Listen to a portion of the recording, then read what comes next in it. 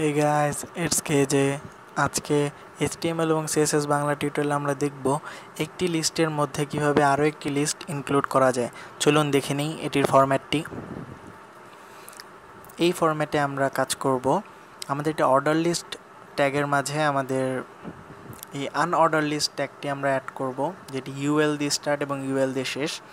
তো এই ফরম্যাটে আমরা আমাদের কাজ করব। এখন আমরা এর প্র্যাকটিক্যালটি দেখে নিই, তাহলে আপনাদের বুঝতে সুবিধা হবে।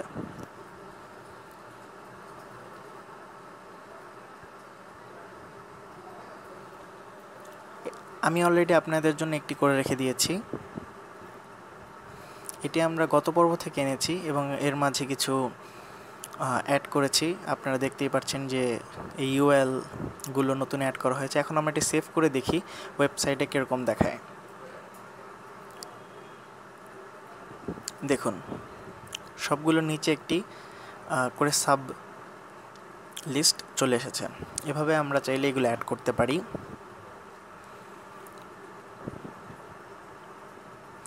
এখন আমি আপনাদের বাকিটা করে দেখাবো। তো চলুন দেখি আমরা কিভাবে এটি অ্যাড করতে হয়।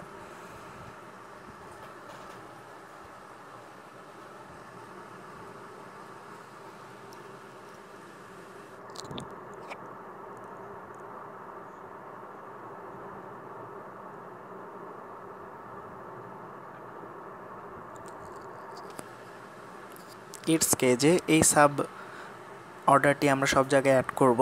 তো এইটি আমরা লিখে নিলাম এবং এগুলো আমরা সবগুলো পয়েন্টে অ্যাড করে দেবো, কপি পেস্ট করে দেবো। এরপর সেভ করে দেখব আমাদের ওয়েবসাইটে এটি কীরকম দেখায়।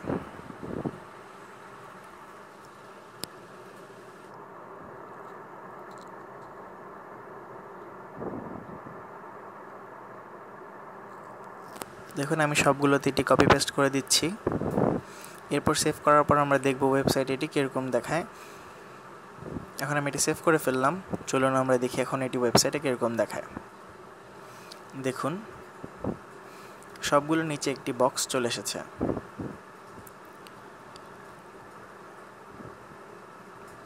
এখন শুধু আমরা একটাই কেন আমরা ব্যবহার করব, একটা সাবই কেন ব্যবহার করব, আমরা অনেকগুলো সাব ব্যবহার করে দেখি এটা কীরকম লাগে দেখতে। দেখুন, সেভ করার পর রিলোড করলে এটি অনেকটা এরকম আসবে যদি আমরা অনেকগুলো সাব অ্যাড করি। তো আমাদের টিউটোরিয়ালটি এই জন্যই ছিল আজকে, যে কিভাবে আমরা একটি লিস্টের ভিতরে আরও একটি লিস্ট অ্যাড করতে পারি, এটা দেখানোর জন্যই ছিল। আশা করি বুঝতে পেরেছেন। যদি বুঝতে পেরে থাকেন তাহলে অবশ্যই লাইক করবেন, শেয়ার করবেন এবং সাবস্ক্রাইব করবেন। আমাদের অফিসিয়াল ওয়েবসাইটের ঠিকানাটি আজকে দিয়ে দিয়েছি আমরা।